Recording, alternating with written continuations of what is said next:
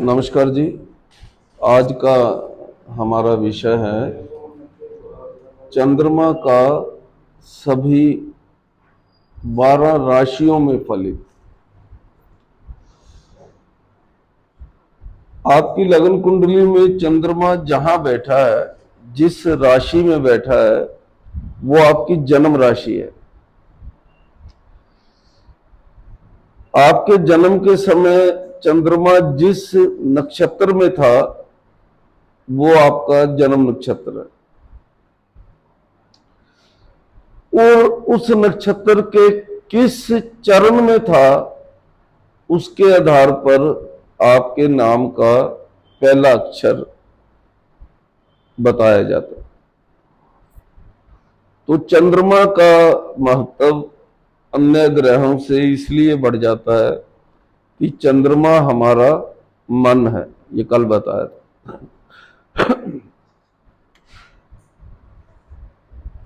ज्योतिष के सभी 9 ग्रहों में, जिसे हम वैदिक ज्योतिष में पढ़ते हैं, चंद्रमा सबसे ज्यादा तेज चलता है।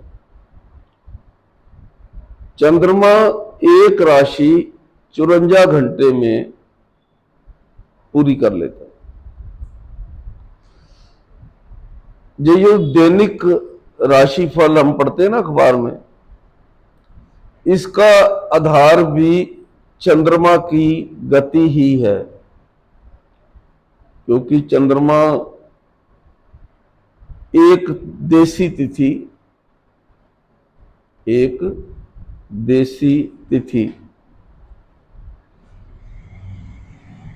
एक दिन में चल लेता है लगभग। यानी एक नक्षत्र अगर 54 घंटों का है तो 24 घंटे में वो 12 अंश चल लेगा। 30 अंश है ना, 30 अंश है। 30 अंश को अगर 54 से बांटेंगे तो 2 घंटे से थोड़ा कम समय लगेगा ना। तो 54 घंटे में उसने 30 अंश चलने हैं और एक तिथि 12 अंशों की है। चंद्रमा विशेष कारक है। तो चंद्रमा जब लगन भाव में हो, चंद्रमा जब सम राशि में हो और लगन भी सम राशि में हो तो व्यक्ति मोटा होता है। ये कल आपको बताया। सबसे पहली राशि है मेष। मेष राशि का स्वामी मंगल है। और मंगल को अगर हम पढ़ते हैं तो इस राशि में चंद्रमा है तो जातक थोड़ा चंचल हो जाता है, क्योंकि मंगल पराक्रमी है और चंचल स्वभाव चंद्रमा के कारण है। ये मंगल और चंद्र क्योंकि ठंडे गर्म है तो रोग भी देते हैं। मेष राशि में चंद्रमा हो तो व्यक्ति रोगी भी हो सकता है। चंद्रमा अपने बारे में ही सोचता है, यानी मन जो है वो, और मंगल पराक्रम है। तो मंगल की राशि में चंद्रमा व्यक्ति को स्वार्थी बना देता है। यानी उसका कुल कोशिश होती है कि जो कुछ भी मैं करूं उसका मुझे ही लाभ हो, समाज को या दूसरे व्यक्तियों को उसका लाभ ना हो। मेष राशि वाले चंद्रमा ना, क्योंकि चंद्रमा पानी है, जो समुद्र में ज्वार भाटा आता है ना, ये भी चंद्रमा के कारण ही आता है। हमारा शरीर भी 90% जल ही है, तो सबसे ज्यादा चंद्रमा मानव को प्रभावित करता है। और मंगल की राशि में चंद्रमा हो, यानी मेष राशि जिसकी जन्म राशि हो, वो व्यक्ति पानी से बड़े डरते हैं। गहरे पानी में जाएंगे नहीं, पानी में उतरते समय उन्हें डर लगेगा। दूसरी वृष राशि शुक्र की है। शुक्र की राशि में चंद्रमा, अब शुक्र अच्छा है, शुभ ग्रह है, चंद्रमा भी शुभ ग्रह है। शुक्र की राशि में चंद्रमा व्यक्ति को थोड़ा अच्छा बना देता, पवित्र हृदय वाला, यानी जिसके मन में बुरे विचार नहीं आते, और दानी भी बना देता है। ये लोग, शुक्र हमारे जीवन की लग्जरी है, शुक्र हमारे जीवन की लग्जरी। चंद्रमा अगर शुक्र की राशि में है, यानी वृष जिसकी जन्म राशि है, वो व्यक्ति थोड़े विलासी हो सकते हैं। शुक्र लक्ष्मी है, शुक्र धन है। चंद्रमा जब शुक्र की राशि में, तो व्यक्ति धनी भी हो जाता है, पराक्रमी भी हो जाता है। वृष राशि में जब चंद्रमा होगा शुक्र की राशि में, तो ये व्यक्ति ना ऐशो आराम पसंद करते हैं, यानी सुख सुविधा जीवन में चाहते हैं। ये चाहते हैं कि हमें हर चीज जो सी है वो परफेक्ट मिले और ज्यादा मिल जाए। अब शुक्र और चंद्रमा का जो आपसी संबंध है वो भी अच्छा ही है, इसलिए वृष राशि वाले जो लोग होते हैं ना, ये अपने मित्रों का भी भला करते हैं।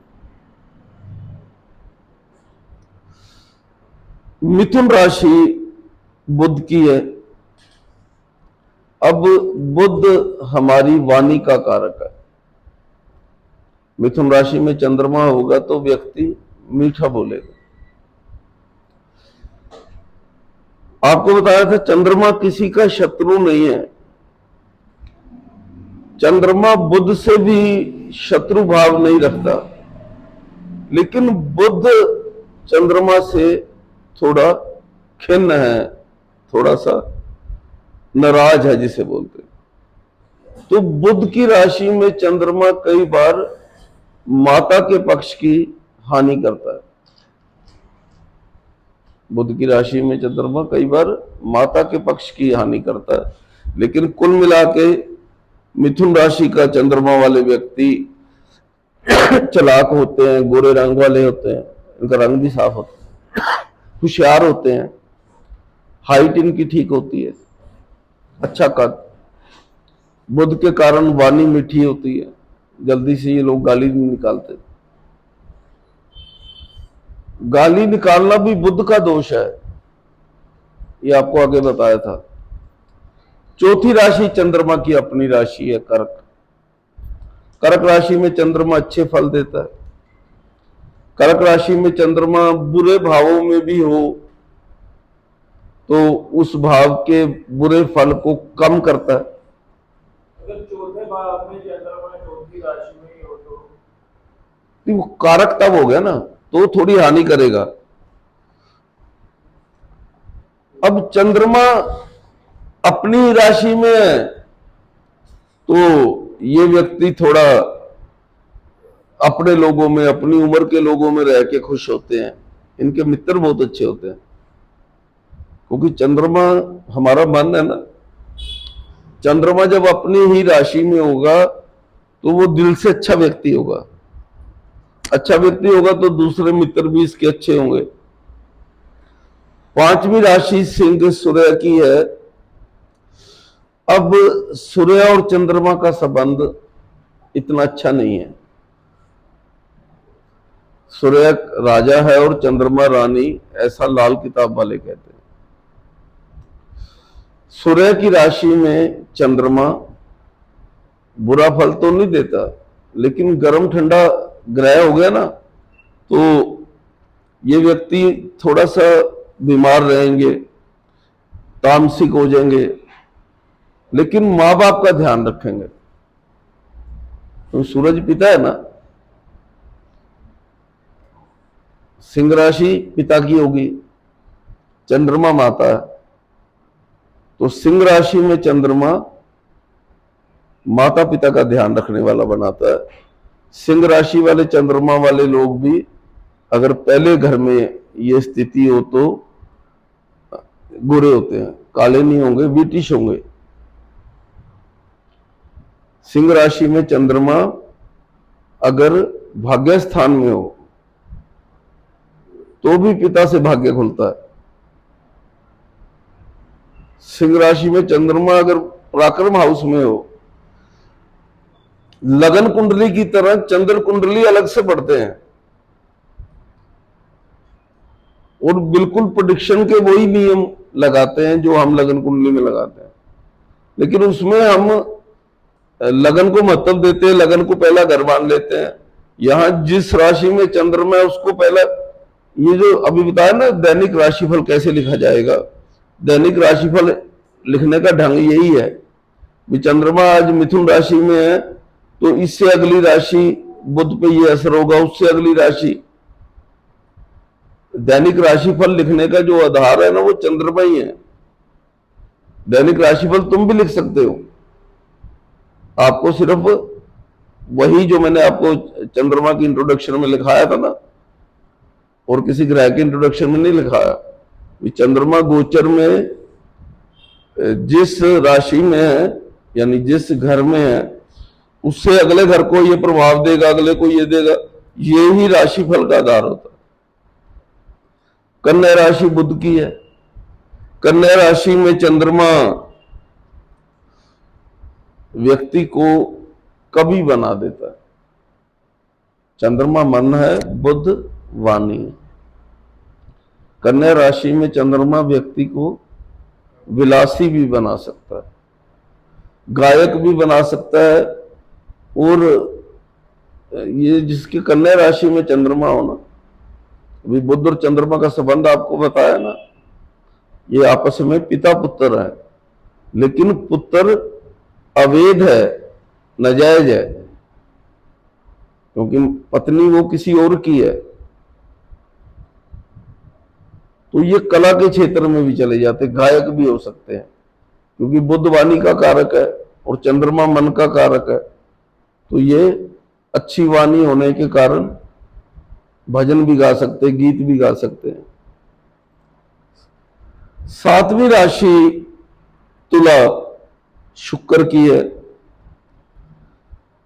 अब शुक्र की जो वृष राशि में इसको लाभ था ना, तुला में इतना लाभ नहीं है। तुला में देखो राशियों के नाम कैसे रखे गए हैं ये आपको पता है। ये राशियों के नाम आप पढ़ते हो, ये धनु राशि है, ये मीन राशि है, ये मिथुन राशि है, इसका आधार क्या है? राशि क्या है, पहले नक्षत्र क्या है? नक्षत्र क्या है? तारों के छोटे छोटे झुंड, छोटे छोटे ग्रुप, यानी 5-7 तारों की एक फोटो बन रही है। ये मैं आपको बना के दिखाता हूं। अब तारा तो फोटो बनाएगा नहीं, तारे तो इस ढंग से है ना, ये तारे हैं। अब एक को जोड़ के दो और दूसरे को जोड़ के तीसरा, ऐसे। अब जिस तरह की फोटो बनेगी उसके नाम पे नक्षत्र का नाम रख दिया। अब नक्षत्र साथ जुड़ते हुए ही है ना, साथ जुड़ते कैसे? 380 अंश में पहला नक्षत्र यहां है, दूसरा यहां है, तीसरा यहां है। तो 2.25 नक्षत्र जो इकट्ठे हैं उसी की एक राशि है ना। तो वो जो इस नक्षत्र के तारे, इस नक्षत्र के तारे और तीसरे नक्षत्र के पहले तारे, उनको जोड़ के ऐसे तारों से जो चित्र बनता है उस आकृति के आधार पर राशियों के नाम रखे गए हैं, उसी कीर्ति के हिसाब पर नक्षत्रों के साथ। वृष शुक्र की राशि है, वृष का अर्थ है बैल। तुला भी शुक्र की राशि है, तुला का अर्थ है तकड़ी। तकड़ी देखिए ना, तो वृष और तुला चाहे दोनों शुक्र की राशि हैं, लेकिन आप अगर ये गलती कर दोगे कि जो वृष में फल है वही तुला में है तो गलती हो जाएगी। क्योंकि तुला राशि का स्वभाव अलग है। तुला राशि तो स्थिर होगी, नहीं, तुला राशि तो चर होगी, वृष राशि स्थिर है। तो तुला राशि में जब शुक्र है तो उसका जो जातक है वो व्यक्ति गरीब होता है। अभी मैंने वृष राशि के लिए क्या कहा था, चंद्रमा हो तो अमीर होता है। अब यहां तुला राशि में अगर चंद्रमा है तो व्यक्ति गरीब हो सकता है। यानी जब एक राशि दो ग्रहों की है ना,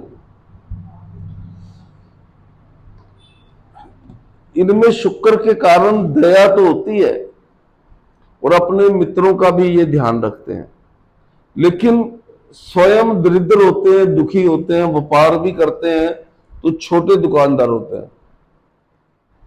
नहीं, कोई बहुत बड़ा व्यापार नहीं चलता इनका, कोई छोटी सी दुकान है, थोड़ा सा सामान रख के जैसे बैठे होते हैं। तुला में चंद्रमा हो तो आठवीं राशि फिर मंगल की है। अब मंगल की मेष राशि में आपको पहले बताया कि चंद्रमा की स्थिति पराक्रम धन, लेकिन यहां वृश्चिक राशि, वृश्चिक कहते केकड़े को,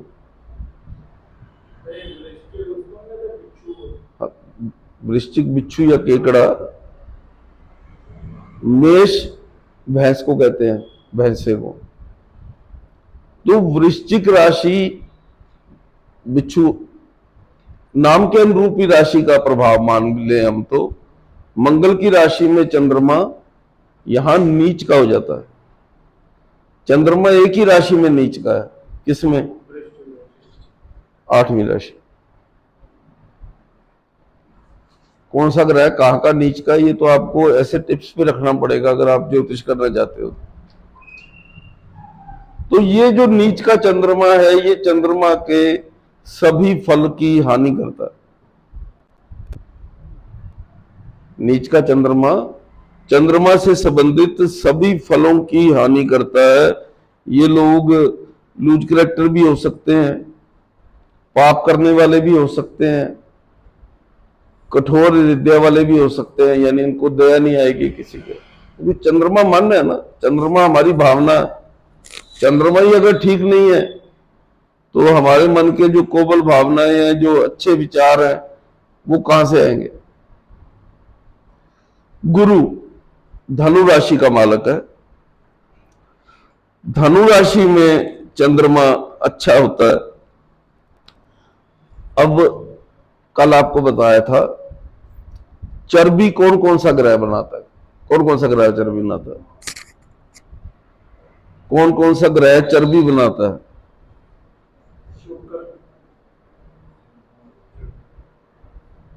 गुरु और चंद्रमा। अब गुरु की राशि में चंद्रमा होने से ये व्यक्ति मोटे भी हो सकते हैं, ये ज्ञानी भी होंगे, मीठा बोलेंगे। जैसे लगन हमारा व्यक्तित्व है, सूर्य हमारी आत्मा और चंद्रमा हमारा मन। जैसे लगन में कोई ग्रह है तो उसके जैसा हम व्यक्ति बना लेते हैं ना, ऐसे चंद्र राशि में जो ग्रह है ना, वो भी व्यक्ति के स्वभाव को, व्यक्ति के मन को बताता है। तो धनु राशि में, गुरु की राशि में चंद्रमा अच्छे फल देता है। अब ये तेरा प्रश्न का उत्तर आ गया। गुरु और चंद्रमा की युति चौथे घर में अब इसमें दो नियमों की काट होगी इसके मुताबिक। चौथे घर में चंद्रमा कारक है तो भी हानि करनी चाहिए, और गुरु जिस घर में बैठता है उस फल का नाश करता है। लेकिन अब चंद्र और गुरु की युति का हो रिजल्ट है, ये कल भी बताया था आपको। एक ग्रह का फलित हो रहा है, और जब दो ग्रहों का फलित हो रहा है, जब दो ग्रहों का फलित करते हो तो ये एक का याद करके उस पर नहीं टिक जाना।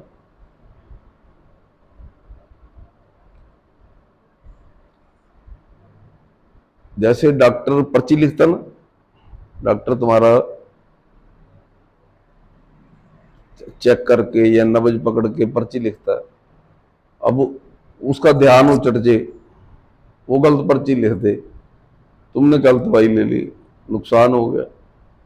बिल्कुल सेम ऐसे फलित करने वाले को ध्यान रखना पड़ता है। आप फलित कर रहे हो, कोई नियम गलत हो गया, बताना किसी को क्या था, कुछ और बता दिया। कई बार सामने वाला व्यक्ति ज्योतिष पे इतना विश्वास करता होता है कि आपकी बात से या आपके गलत फलित से वो साइको हो जाता है। अब एक स्त्री ने मुझे फोन कराया संडे को, मैं जब फ्री, अब वो उसने बेबी कंसीव किया, प्रेग्नेंट थी। मैंने उसके पति की और उसकी 5वें घर की स्थिति देखी, तो मैंने कहा भी ये बच्चा अबॉर्ट हो सकता है, मिसकैरेज भी हो सकता है। चलो मैंने तो फलित कर दिया। अब वो संडे तो खत्म हो गया, अब मेरी बारी तो नेक्स्ट संडे आएगी। लेकिन उसने पूरा हफ्ता ही मुझे फोन कर ही रखा कि आप एक बार अपने मुंह से कह दो बच्चा बच जाएगा। मैं कहा भैया मैं तो कह देता हूं बच जाएगा। कहते नहीं कह दोगे तो बच जाएगा। अरे मतलब अब इसका ज्योतिष से कोई संबंध नहीं है, क्योंकि उसको ये हो गया था भी जोशी ने कहा गिर जाएगा तो गिर जाएगा, क्योंकि जोशी ने तो कहा कुंडली देख के। फलित में जल्दी नहीं करो, और अभी आप सीख रहे हो, अभी प्रोफेशनल फलित भी ना करो, लेकिन प्रैक्टिस जरूर करो। और प्रैक्टिस कैसे करोगे? जब कुंडली नहीं देखोगे तो प्रैक्टिस हवा में थोड़ी होगी। और कुंडली तो इंसान की देखनी पड़ेगी ना, और वो इंसान एग्जिस्ट भी करना चाहिए। जिस भी इंसान की कुंडली आप देख रहे हो वो होना भी तो चाहिए ना। तो वो इंसान कौन होंगे? तुम्हारे मित्र, तुम्हारे जानने वाले ही होंगे ना। उनसे कुंडली ले लो, उनकी जन्म डिटेल ले लो, लेकिन अभी आप प्रेडिक्शन करने की स्थिति में नहीं हो, तो अभी आप सीखो और उससे अभ्यास करो। शनि 10वीं राशि का मालक है, मकर राशि का। देखो पहले शनि और चंद्रमा का एक कॉम्बिनेशन बता दूं। शनि चाचा जी हैं और चंद्रमा माता। किसी भी समाज में चाचा और माता के संबंध को अच्छा नहीं गिना गया। अब चंद्रमा शनि की राशि में हो, शनि की दृष्टि में हो, शनि के साथ हो, तो माता का पक्ष तो प्रभावित होगा ही होगा। माता बीमार रहे, माता से विचार ना मिले, माता क्रूर हो। शनि और चंद्रमा को ज्योतिष में विष योग कहा गया है। तो शनि की राशि में भी चंद्रमा बहुत अच्छे प्रभाव नहीं देता, क्योंकि चंद्रमा माता है, शनि जज है। माता कई बार गलत हो भी सकती है, लेकिन शनि की राशि में अगर चंद्रमा है तो जातक माता का ध्यान रखने वाला, माता की सेवा करने वाला, माता का भक्त हो जाता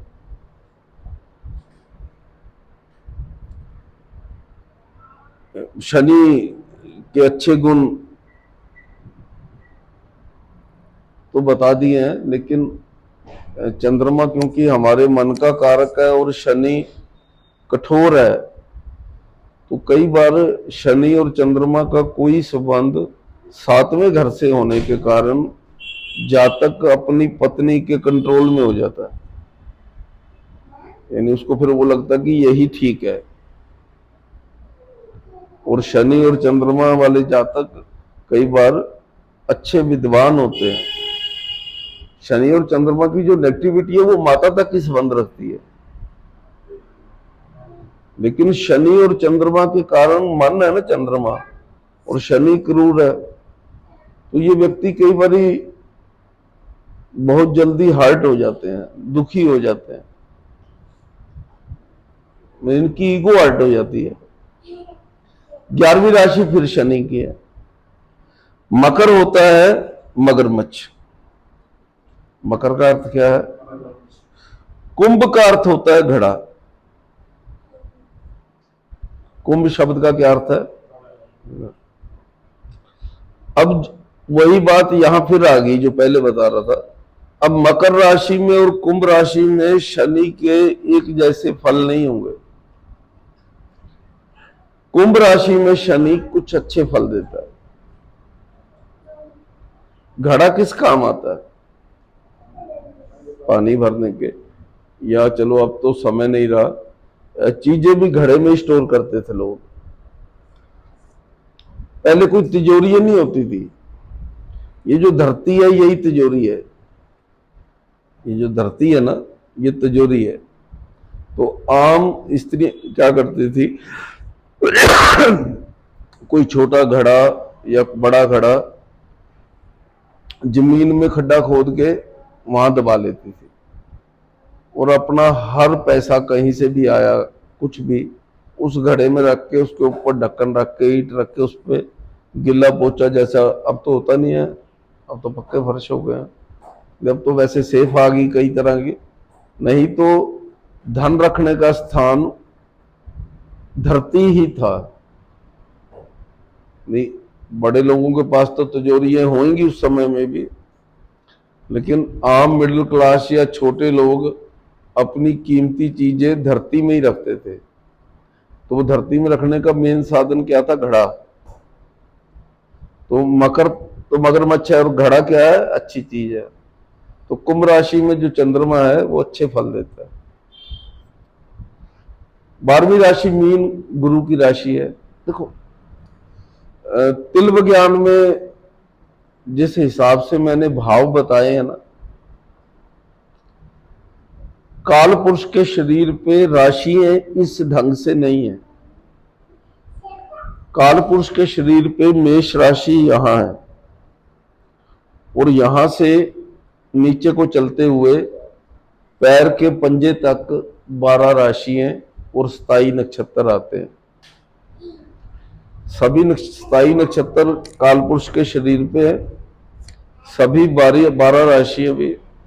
तो जो ये कुंभ राशि है ये पिंडलियों पे आ जाती है लगभग, और जो ये मीन राशि है गुरु की राशि होने के बावजूद काल पुरुष के पैरों में है। कुछ फोटो में ना प्रिंट करा लो काल पुरुष के शरीर पर। ये मेरी इस किताब में तो है, ये जो तिल विज्ञान पुस्तक है इसमें काल पुरुष के शरीर पर ये 12 राशि दिखा रखी है। तो वो मीन राशि यहां ले गया पंजों पे। अब राशि ये गुरु की है। यहीं एक और चित्र है, वहां ये देखो, इन्होंने सभी 27 नक्षत्र यहां दिखा दिए। अब अश्विनी नक्षत्र यहां और पैरों में क्या आ गया? रेवती नक्षत्र। पुनर्वसु नक्षत्र यहां होता है, ये गुरु का है। पुष्य नक्षत्र यहां होता है होठों पे, ये शनि का है। ये जो हमारी नोज, हेड और लिप्स यानी नाक के और होठों के बीच का जो मूंछ का भाग है ना, ये कुंडली में गुरु और शनि की स्थिति दिखाता। ये चीज जितनी चौड़ी होगी, पुरुष स्त्रियों के जैसे हो जाएंगे और स्त्रियां पुरुषों के जैसी हो जाएंगी। तो ये चीज बनाता कौन है? क्योंकि ये शनि हो गया और ये गुरु। गुरु और शनि के बीच का जो क्षेत्र है, इसलिए पुरुष लोग यहां पुरुष तब की निशानी मूंछ रखते हैं। वैदिक में हर चीज का एक अर्थ है। ये जो हमारा, इसमें मैंने मुखकृति विज्ञान भी दिया थोड़ा सा। तो ये मुखकृति विज्ञान में हम लोग सारे जो 12 भाव है ना, वो चेहरे पे ही बना देते हैं। तो यहां हमने जो 7वां भाव लिया है वो लिप्स लिए हैं।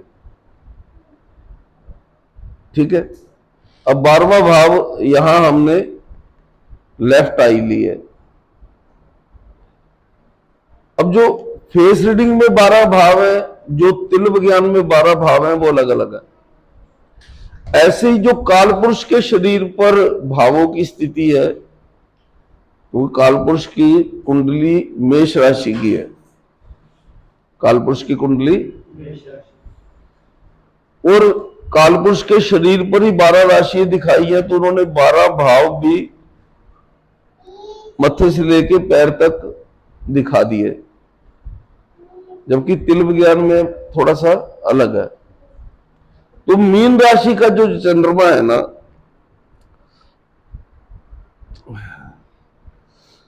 ये गुरु की राशि है। गुरु ज्ञान का कारक है। धनु राशि जैसे ही इसके संबंध है। धनु गाय को कहते हैं जो धरती पे चलती है। मीन मछली को कहते हैं जो जल में रहती। तो गुरु की राशि में चंद्रमा व्यक्ति को अच्छे प्रभाव देता है, धनु से भी ज्यादा।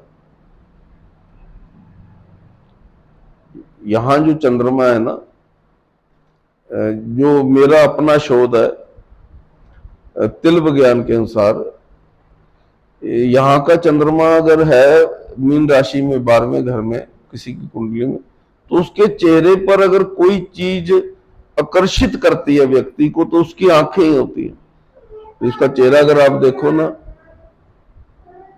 उसका चेहरा अगर आप देखो तो सबसे पहले आपको उसकी आंखों का ही प्रभाव पड़ेगा, बाकी सारा चेहरा आप नहीं देखोगे। 12 राशियों में चंद्र से फलित आपको बताया। ये जो फलित है, ये कंसोलिडेट करना है, ये आपको कल भी बताया था।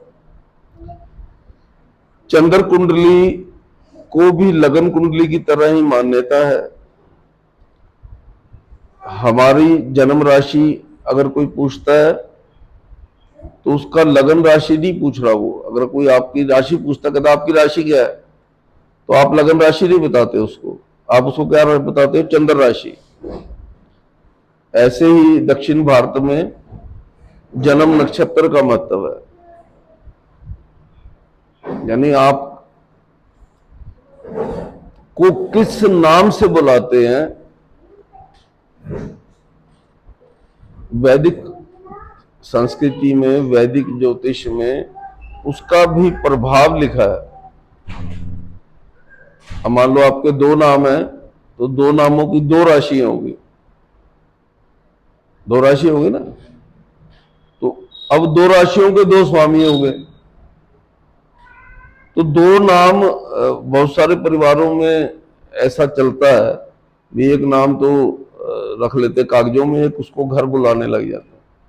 उसका भी वैदिक ज्योतिष का कारण या इस परंपरा का कारण भी यही है भी, अगर इसकी कुंडली में इसके वास्तविक नाम से कुछ अधिक बुरा होने वाला है, तो वो बुरा इसके इस संसारिक नाम से ना हो। अगर मैं आपको आपके संसारिक नाम से बुलाता हूं और आपका ज्योतिष का नाम हो रहा है, तो ज्योतिष के नाम वाला प्रभाव तो रहेगा ही रहेगा। लेकिन एक जो मैं आपको आपके संसारिक नाम से बुला रहा हूं, उसकी जो राशि है, उसका जो राशि का देव है, उस राशि के जो नक्षत्र के देव हैं, वो भी आपकी लाभ हानि करते हैं। ठीक है। कल हम मंगल के 12 भावों की स्थिति से फलित करना सीखेंगे। आज इतना है।